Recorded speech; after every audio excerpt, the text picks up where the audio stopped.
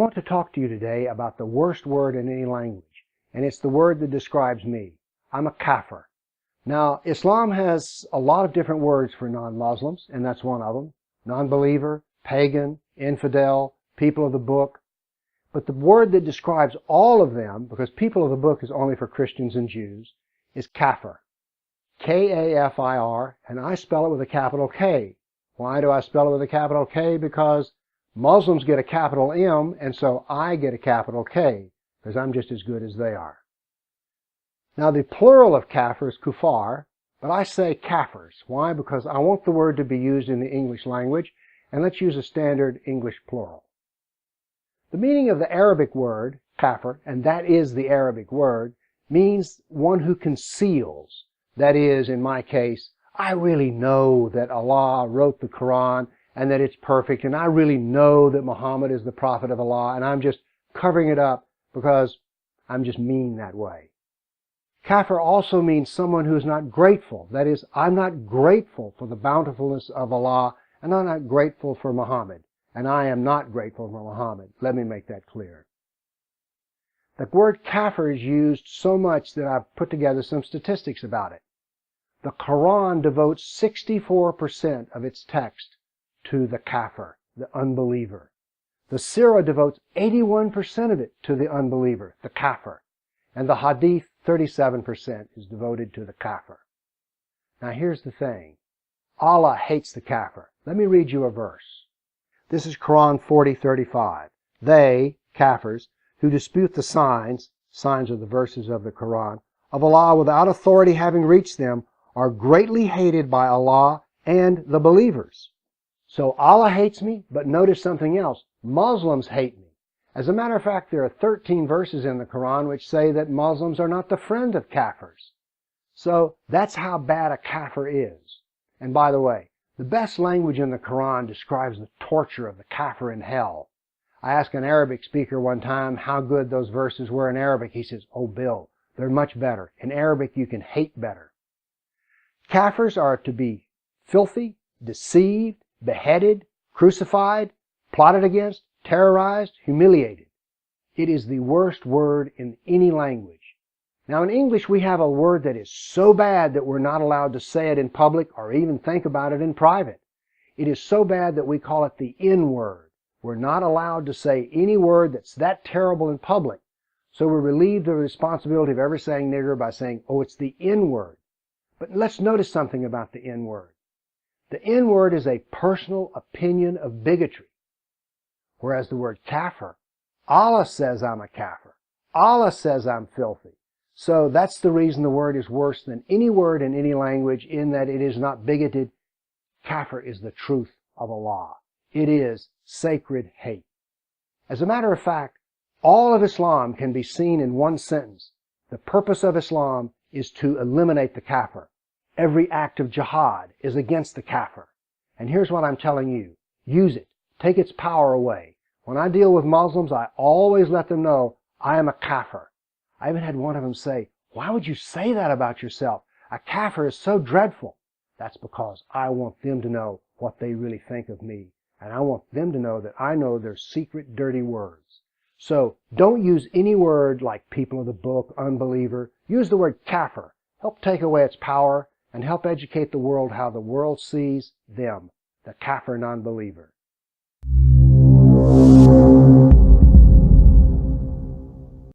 I'd like to talk to you about what I find a fascinating topic. That is the topic of Islamic ethics. And in particular, a part of Islamic ethics which are called sacred deception or taqiyya, T-A-Q-I-Y-Y-A. Let me give you a few ethical rules that come from the Hadith. A Muslim doesn't cheat another Muslim in business. A Muslim doesn't kill another Muslim. A Muslim doesn't touch another Muslim's wife. And a Muslim doesn't lie to another Muslim. Do you notice something here? That's right. You and I are left out because, you see, Islam is not a symmetric ethical system. The golden rule is symmetric. Do unto others as you would have them do unto you. That is, there's a balance here. The other and yourself are seen as equal. But in Islam, if you're a kafir, you're never equal to the Muslim. Islam does not have a golden rule. The kafir is always inferior. Now then, let's talk about lying and deception. First, let's start with the fact that Allah has 99 names, and one of those 99 names is He is the best of deceivers. But Allah is also the best of plotters and schemers. So given that, is it too surprising that we find in the Qur'an, chapter 16, verse 106, those who disbelieve in Allah after having believed, who open up their hearts to disbelief, will feel the wrath of Allah and have a terrible punishment. In other words, apostates can be killed or otherwise punished. But it goes further. But there is no punishment for anyone who is compelled to deny Allah in words, but whose heart is faithful. So in other words, a Muslim can lie about Islam if it serves Islam. And one of the ways he could serve Islam is that the Muslim is not discriminated against. Here we have another in chapter 3, verse 28. Believers should not take kafirs, unbelievers, as friends in preference to other believers. Whoever does this shall have no relationship left with Allah.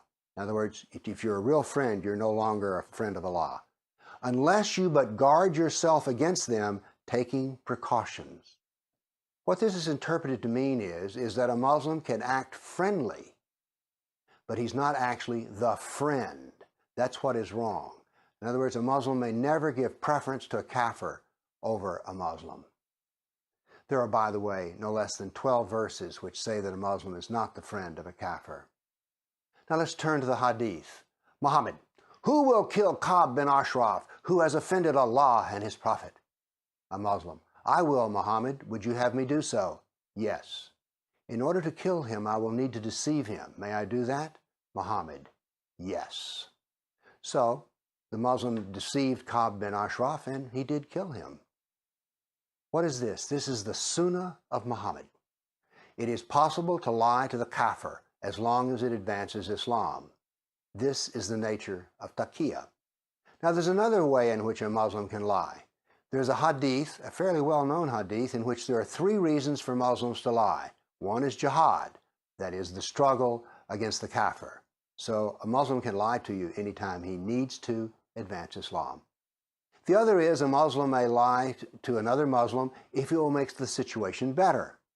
And a husband and wife may lie to each other as long as it smooths the relationships in the household. So deception is part of Islam. Allah is a deceiver, Muhammad was a deceiver, and therefore every Muslim can be a deceiver. It is so special that it has a name, taqiyya.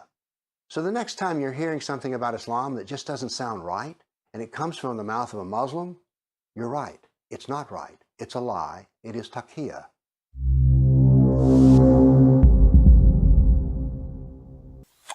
I'd like to talk to you today about deceit and lying. I think one of the most fascinating aspects of Islamic doctrine is it has laid out a whole system of how to lie and what kind of lies there are. Many people have heard about taqiyya, T-A-Q-I-Y-Y-A, but there's a specialized form of deceit which I want to introduce you to today, Tawriya, T-A-W-R-I-Y-A. Now, deceit is directly referred to in the hadith. For instance, the shortest hadith in the collection of Bukhari is 3 words. War is deceit. You have to understand when Islam uses the term war, it means jihad, and it is much bigger than the Western concept of war. In America, we think of war with soldiers and guns and planes and boats, but Islam doesn't think that way. It sees that as kinetic war is only one form, war of the sword, but it also has war of the mouth, war of writing, and the war of money. As a matter of fact, jihad of money is referred to many times in the Quran. The big thing that where jihad differs from us, though, is the entire concept that it is a civilizational war and goes across all aspects of being a human being. And so this is where sometimes Tawriya fits into the civilizational war. Now, Tawriya is best given by examples, but it means a double meaning. For instance, if I pick up the phone and you ask for Joan, and Joan is in the next room, and I say, well, she's not here, and by that I mean she is not in this room that I am in, then that is Tawriya. And it's not considered to be lying because, strictly speaking, it is true. A famous example of this where one of the compilers of the Shari'a law, someone stuck his head in the room and says, "Is such and such here?" And he turns and says, "He's not here. He's not in the palm of my hand." You get it? Another form of this deceit is, I don't have a penny in my pocket. When in reality I have a wad of $100 bills, but I don't have a penny in my pocket. Now here's a form of deceit which came out of England. An imam said this. During the Christmas season, he says, you must understand we are to never, ever wish a Christian Merry Christmas, because that recognizes their pagan holiday. But you can say this to them, I wish you the best. And in your mind, you know that the best would be that they become a Muslim. So now then you've satisfied the social aspect of it's a festive occasion, you've said something pleasant, but it's a lie. There's another famous one which is given in the Shari'a, in which a man becomes Muslim, and this is in Ethiopia. And he knows that he's going to be asked about how he feels about Jesus, and so he writes on a piece of paper and puts it in his pocket, there is no God but Allah, and Muhammad is his prophet. And so he, in talking with the Christian king, says, I swear by, putting his hand here, thinking it's on the heart, that Jesus is Lord. But of course, what's in his pocket just contradicted that. Now, there's a very famous story which sets up the archetype of deceit. There was a Jew named Ka'b bin Ashraf, and he wrote a poem about Muhammad. Muhammad didn't like the poem, and so he said, who will kill Ashraf, who has offended Allah and his prophet? And one of the Muslims said, well, I will, Muhammad, but I will have to deceive him. Muhammad, do so. Now, there is a verse in the Qur'an which also refers to deceit. It's verse 328. Let me read it to you. Let believers, Muslims, not take infidels, kafirs, for friends and allies instead of believers. So they're not really your friend. Whoever does this shall have no relation left with God. In other words, you've drifted off the Muslim ranch, unless you guard yourself against them, taking precautions. Now, what does this verse mean, taking precautions? Well, it turns out that two of the most famous exegetes, Al-Tabari and Ibn Kafir, that is, men who are professional experts on the subject of Quran, say this. What it means is that you can hate the kafir, but you need to have a smile on your face. So if you have a kafir who's your boss, you can play up to him, or if you're CARE in America, you can play up to the federal government. It doesn't matter what scale this works on. But you can pretend to be friendly. You can have a smile on your face as long as there is hatred in the heart. And that is the protection that Allah needs. Because the Muslim has to be very clear that he is not really the friend of the kafir. But because it's deceit, he must make him think that he is. Now, I've given you a lot to think about here. But I have not told you that every Muslim is a liar, as some might try to make this to be. What I'm saying here is that every Muslim has an ethical option at all times to lie if it will advance Islam. Doesn't have to lie, but it is acceptable to lie. So think about that the next time you read something that Muslims say about Islam in America.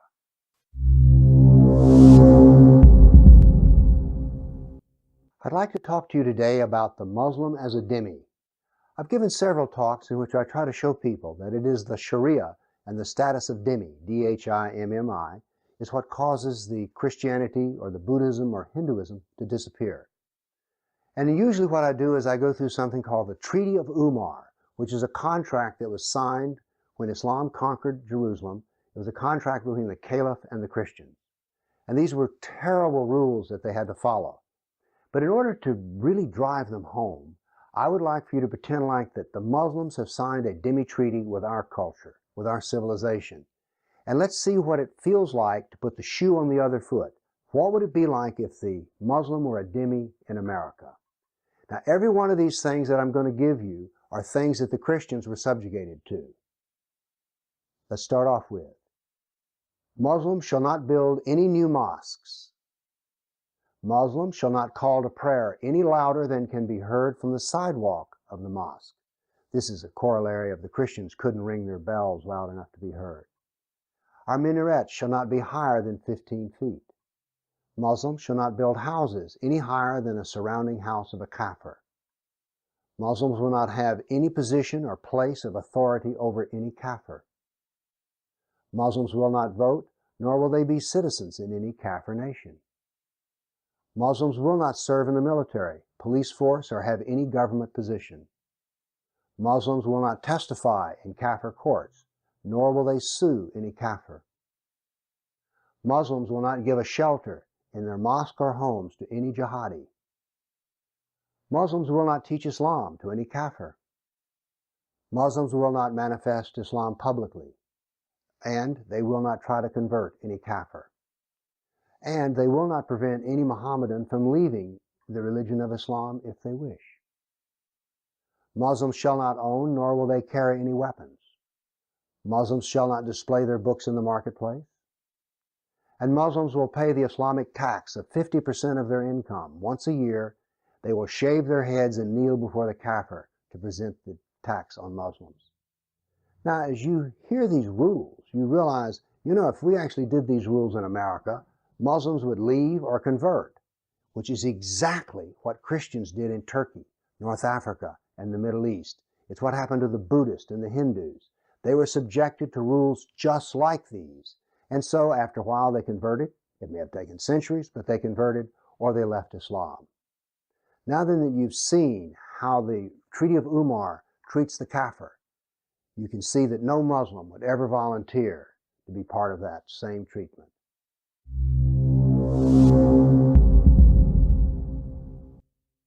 So how many times have you heard this? Islamic State cuts off heads, or they're selling sex slaves in Africa, and the apologists for Islam say, oh, that's radical, that's extreme, that's not real Islam. I know some Muslims at work, and they're fine people. And besides that, it's just a tiny minority that's doing all those things. So in other words, we don't need to worry about it. Well, what do they mean by extreme? Certainly cutting off heads falls under that category, but there are other things that are extreme, like beating your wife, child brides, inbreeding, marrying your first cousin. Those are extreme things too. And what do all these extreme things have in common? They're all in the Shari'a, because killing kafirs, jihad, is all in the Shari'a, as well as child brides and inbreeding.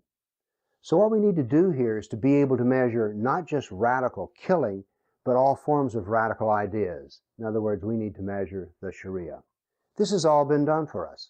Pew Research has done a poll of some 38 nations, and what they did was they studied Muslims and how they feel about the Shari'a. This is an in-depth study. Interestingly enough, 28% of all those Muslims who think that the Shari'a should rule say that apostates should be killed. This is extreme. Killing somebody because they have a change of conscience and leave their religion, if that's not extreme, what is not? And 28% is not a small minority. Now there's another very interesting statistic in here, and that is, out of the Muslims who want Sharia, 52% of them say that it should only cover Muslims. But 42% think that the kafir should be ruled by Islam as well. That's a disaster. Here's why. Have you ever wondered what happened to Christianity in the Middle East? Well, I'll tell you what happened to it. Jihad put the Sharia in place, and once the Christians became dhimmis, D-H-I-M-M-I, they were ruled by the Sharia, and that annihilates Christian civilization. It annihilates all civilizations. That's what happened in Afghanistan, and that's what happened in Pakistan. You see, they used to be Buddhist and Hindu, but the Sharia destroyed them. Sharia destroys and annihilates all kafir civilizations. Now, it can take a while. For instance, the destruction of Christianity in Turkey took several centuries. But as soon as the Sharia is in place and rules the kafir civilization will die. This is more important than killing an individual. We're talking about entire civilizations. Now, if you're a good apologist for Islam, you'll go, well, maybe, but we just need a reform. Christians have had a reform. Let's examine the idea of reforming Islam. Let's start with a simple fact. The Qur'an is complete, perfect, universal. How do you reform that? And by the way, you do know there are two different Qur'ans. There's an early Qur'an written in Mecca, and it's generally tolerant of others, and 64% of that Qur'an is in Mecca. But then there's a smaller portion written in Medina that's 36%. And the Medinan Qur'an calls for the rule of Sharia. Now, how are you going to reform this? Because you see, the Medinan Quran follows the earlier Meccan Quran, and the Quran itself says that it's stronger. So the minor part of the Quran is stronger than the major part. You can't get rid of it. It can't go away.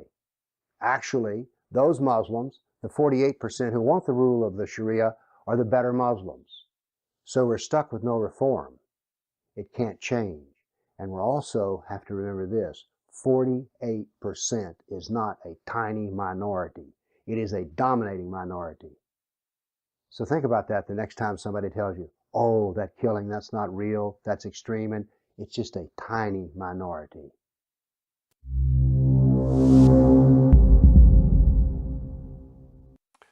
Well, as we're making this video, Hamas and Israel are going at it again, and we have the usual comments.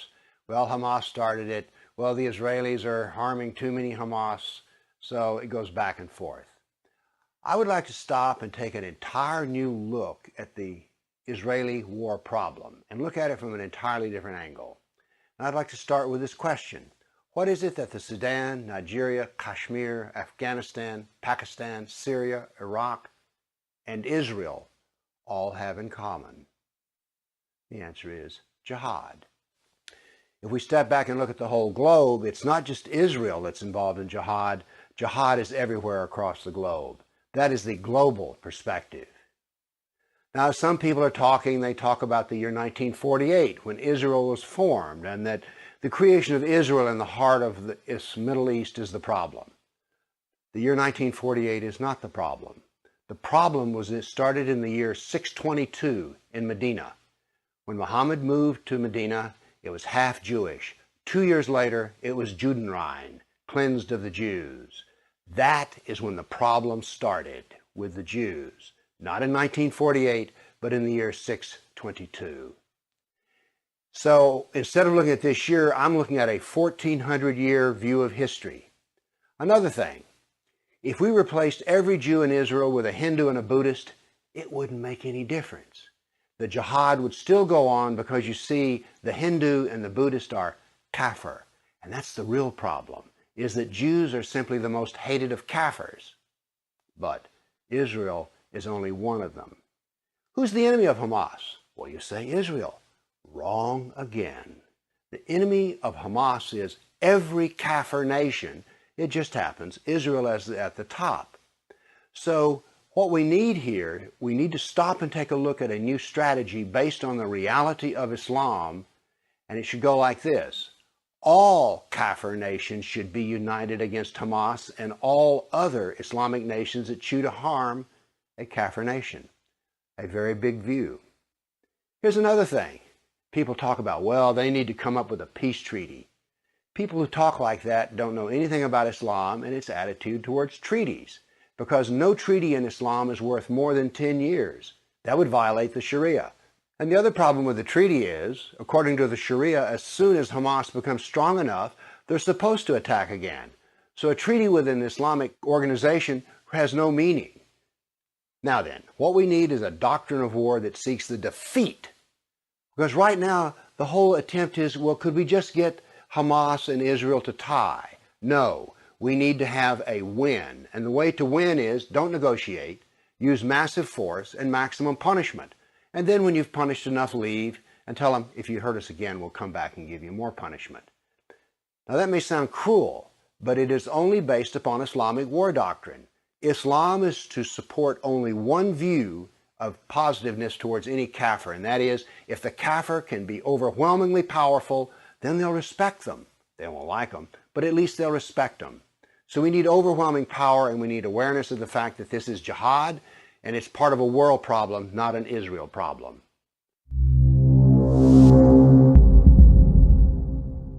Ask me, well, if jihad is all part of Islam, how come my good Muslim friend doesn't seem like a jihadist? Well, first, let's ask what kind of jihadist he might or might not be. Most people, when they think of jihadists, think of some things like Benghazi or 9/11, what we would call jihad of the sword. Now remember, there's 4 kinds of jihad: sword, mouth, pen, and money. So just because your good Muslim friend doesn't seem like he's violent, which is what you expect out of a jihadist, doesn't mean that he's not a jihadist.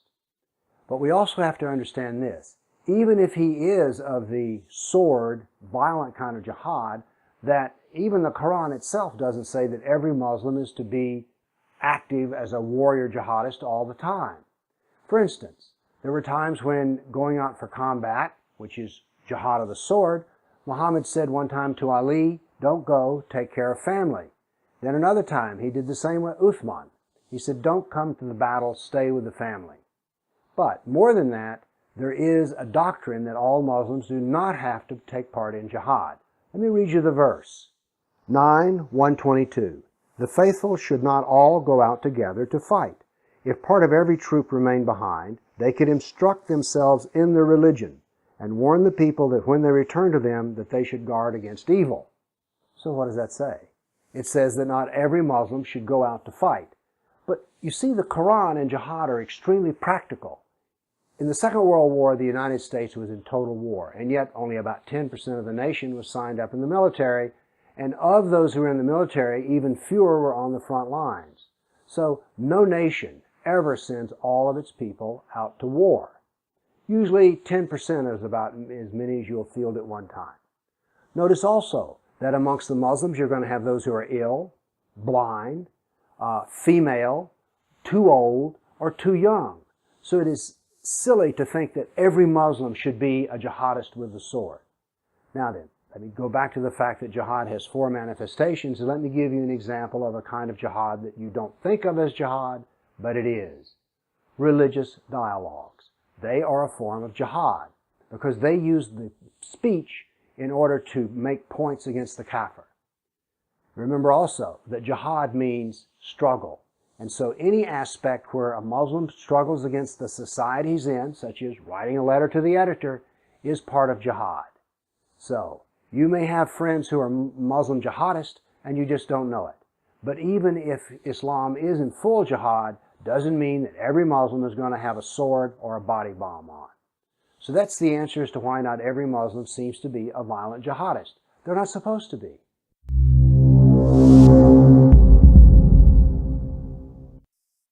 I'd like to talk to you today about fashion, Islamic fashion that has political consequences. I was at the farmer's market a couple of weeks ago, and I saw a little Mennonite girl, and she had a lacy kind of head covering on, and I thought, you know, that looks kind of charming. And then a few minutes later, I saw a black woman who had a kerchief on her head, African style. It was bright orange and bright red and looked very colorful. And then as I was leaving the farmer's market, I see a woman in a hijab, and that put my teeth on edge. As I was driving home, it was a day for head coverings because lo and behold, there was a woman, a Catholic nun, and she had head covering on. 4 head coverings in one day, but only one of them made me feel a little not so good. And why is that? Well, the hijab, I happen to know, is a symbol. And it's a symbol of the fact that the woman wearing it is fully committed to the Shari'a. When I was young, we were fighting an ideological war with Russia. There was something called a card-carrying communist. And that meant someone who was fully committed. And the hijab means that you're looking at a person who's fully committed to the Shari'a. And that has political consequences. For instance, Islam loves symbols. The attack on 9/11, 2001 was a symbolic date. And whenever you see the black flag of Al-Qaeda, it's a symbol. It is a symbol of the oppression of Islam and jihad and the Shari'a. And so the hijab is a symbol as well. It's a symbol that says to me, I'm a kafir, an unbeliever, an infidel. So these things all have political consequences. And one of the things that I see when I look at a hijab is the politics of Islam as it's operated over 1,400 years. There's been jihad against the kafirs for 1,400 years. And so when I see that hijab, I see that history, a history of annihilation, death, and suffering. But when I see the hijab, I also see something else. It says to me, again, I'm a kafir. And this is not a casual word, because indeed the bulk of the Quran is about the kafir. I'd like to read to you some verses that talk about me, the kafir, and you, if you're a kafir too. They who dispute the signs of Allah, and they would be kafirs, without authority having reached them, are greatly hated by Allah and the believers. Another verse. When you encounter the unbelievers on the battlefield, cut off their heads until you have thoroughly defeated them. Yet another verse. They, the kafirs, plot and scheme against you, Muhammad, and I, Allah, plot and scheme against them. So the kafirs were annihilated. All praise be to Allah, the Lord of the worlds. So when I see a hijab, I see the fact that I'm a kafir. And by the way, Allah hates me because I'm a kafir, so to me the hijab is a hate symbol, just in the same way that a Klan outfit is symbolic of racial hate to a black man. But let's look in the Qur'an for a little bit more, because it says some very disturbing things about the relationship between me and this woman. It's all about friendship. You see, there are 13 verses in the Qur'an which deal with friendship, and they have some very bad implications. Let's listen to them. Believers should not take unbelievers as friends in preference to other believers. Another verse. Believers, do not become friends with anyone except your own people. Again, believers, do not take unbelievers as friends over fellow believers. Would you give Allah a clear reason to punish you?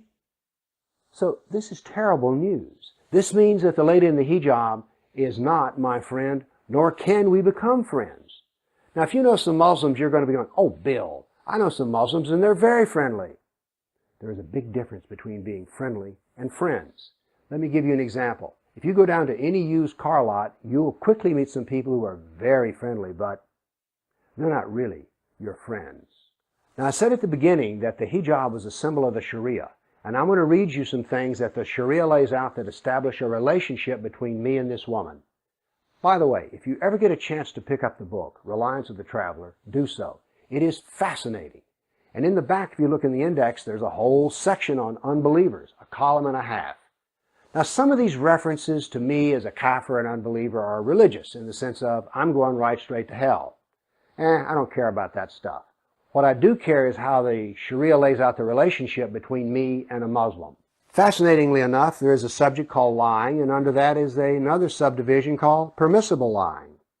I did not hear him, Muhammad, permit untruth except for 3 things: war, settling disagreements, and a man talking with his wife or she with him. When it is possible to achieve such an aim by lying, but not telling the truth, it is permissible to lie, if attaining the goal is permissible, and obligatory to lie if the goal is obligatory. Now, believe it or not, there's a subject also on hate. This clarifies the Quranic verses and hadiths about hatred for Allah's sake and love for the sake of Allah, being unyielding towards the kafirs, hard against them, and detesting them. Now, here is the sadness of this. And by the way, the verses about the friendship between the Muslim and the kafir are to me some of the saddest things about Islam. But do you understand here that there is a great gulf between me and the lady wearing the hijab? And it's a gulf that I cannot bridge, because Allah is telling her and Muhammad is telling her how to relate to me. And I will never persuade her that Allah is wrong and that I'm right and that we can be friends. So, just as the Klan outfit establishes an unbridgeable goal between the wearer of the Klan outfit and the black man, so the hijab also establishes, sadly enough, an unbridgeable gap. Now, there are some who would say to me, Bill, you are such the hater. Why, the hijab is cultural, and in America we honor all cultures because, you see, all cultures are really equivalent. So, you are a hater because you don't like the hijab. No, I'm not a hater. It's simply that I know what the hijab symbolizes, and the people who hand out this politically correct multicultural advice don't know anything about Islam, or at least that has been my experience over time, that those who hand out this cheap cultural advice know nothing about Islam, so we have an empty head mouthing empty words. So the next time you see a hijab, remember, it is not a fashion statement. It is a statement about Islam, political Islam, and how we are to be dominated.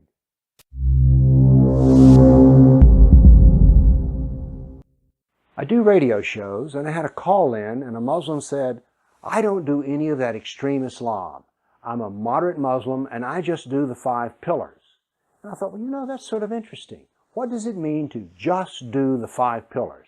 Now, these are the 5 pillars of Islam. The first is the Shahada. There is no God but Allah, and Muhammad is his prophet. Every Muslim believes this and says this. But what does this imply? It immediately implies that the most perfect man who ever lived is Muhammad, and that the Muslims should pattern themselves after the Sunnah of Muhammad. And what do we have with Muhammad? Well, we have a lot of things. He was a pagan killer, a Jew killer, and a Christian killer. He was an enslaver. He was in a child marriage. So he was a jihadist. So just by saying that you think that Muhammad is the perfect man, you've made some very strange alliances. Now then, the next is every Muslim has to pray 5 times a day. And here's some of the things they pray about. Every Muslim repeats this several times during his prayers. This is the first surah, verses 6 and 7. Show us the straight path, the path of those whom thou hast favored, Muslims, not the path of those who earn thine anger, Jews, nor of those who go astray, Christians. So built into the prayers 5 times a day is a denigration of Christians and Jews, and that's at the very minimum. Now we come to the next of the 5 pillars, the zakat, Muslim charity. Now you need to know this, the zakat only goes for Muslims, not to the kafir, the non-Muslims. And what is this money to be used for? Well, there's a verse in the Qur'an which talks about this, and it's to be used for many things, but 2 of those are for bribery, that is for influence used by Muslims, and jihad, those fighting in Allah's cause. So the zakat includes jihad. Then we come to the Hajj, going to Mecca. This is not only a religious exercise, it is a political exercise because Mecca is the most apartheid part of the earth. No Jew, nor Christian, nor anyone else can go there. It is an apartheid part of the world which only lets Muslims come there. And, by the way, the Hajj also includes blood sacrifice. There's the element of Ramadan, which is not so harmful to the kafir, except for the fact that Islamic productivity goes down during Ramadan, and although it involves fasting, oddly enough, many Muslims gain weight. Why? Because of feasting at night.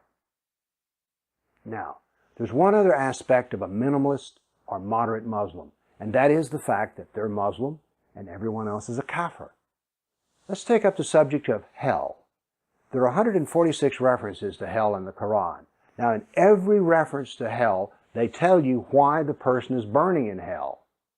And of those, only 9 verses talk about a morals problem, that is, theft, murder. No, that leaves 135 references to hell, and the only reason the person is in hell is they don't believe that Muhammad is the prophet of Allah.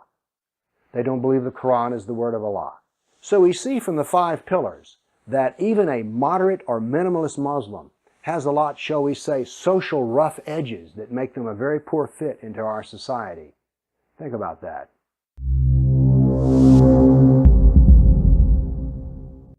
I want to talk to you today about what I'll call good Muslims. I did a recent piece, what I call the minimalist Muslim, and points out that even if all a Muslim does is to practice the 5 pillars, that there's some problems for the society he lives in. And I got some people who said to me, says, Bill, you're a little harsh here. I know some Muslims who are really good people. They're good Muslims. And it's true they don't know all about the doctrine, but they're good Muslims. Well, I would say to the degree that they don't know the doctrine, they're not being a good Muslim. And what we have to understand here is there's a difference between a good person and a good Muslim. Let's get this clear. A Muslim is one who submits to the doctrine of Islam, to the Quran and to the Sunnah of Muhammad. That is what a Muslim is. To the degree they practice that is the degree to which they're a Muslim. And if they don't practice Islam, then they're not being a Muslim. Instead, they're being a good kafir, because not to practice Islam is to be a kafir. Let me give you an example of what I mean. There's a man in America, Dr. Zuhdi Jasser, who claims to be a reformist about Islam, and those seem to be his intentions. I know several people who know Dr. Jasser, and they all say the same thing. He's a really wonderful man. He makes a great neighbor. Well, right there is a clue. If he makes a great neighbor, then he's not really much of a practicing Muslim. Why? Who's the perfect neighbor in Islam? Well, Muhammad, who's the perfect everything. He's the perfect neighbor. And what did he do? He attacked every single neighbor he had. He attacked the pagans, he attacked the Jews, he attacked the Christians. And when there weren't enough Christians in Arabia to attack, he went north into Syria to attack them. So that is the kind of neighbor that Muhammad was. And Dr. Jasser doesn't follow that. So to the degree he's a good neighbor, he's not really being a good Muslim. Now there's two kinds of ways that a Muslim can be, quote, seen as good. One is that they just practice Mecca, the religion of Islam. But here's what this is like. It's like having a cub or a kitten or a pup. Let's take a wolf pup. When the wolf is a puppy, they can be seen as cute and playful and maybe even seen as a pet. But later on, when the wolf reaches maturity, you have a different thing. You now have a threat of violence. So here we have the same in Islam. The early stages can be pleasant and nice, but they're not fully a Muslim yet, because one becomes a Muslim only when you practice all of Islam. So here we have the deal. If you practice Islam, you are not going to be good for the kafir. Why? There is no unmitigated good in Islam for the kafir. There are some things which appear to be good, but as their Islam improves by maturing into the full Medina, then in some way they're going to be practicing jihad against our society. I don't mean they're going to harm anyone with their hands. What I mean is they're going to struggle to place Islam in the highest rank in our society so they don't have to follow our rules or they bend the rules to their needs. So, there is no unmitigated good in Islam for the kafir. What this means is there is no unmitigated good in a Muslim who is practicing all of Islam. All of the goodness that comes from a person, if it's not by following the early Mecca, is simply not following Islam at all. So therefore, there is no good in Islam for the kafir, hence there's no good in a Muslim who is practicing all of Islam. It's a hard lesson because there are good people. I'm not saying that Muslims cannot be good people, but to the degree they're a good person is the degree to which they do not follow their Islam. It's a hard lesson.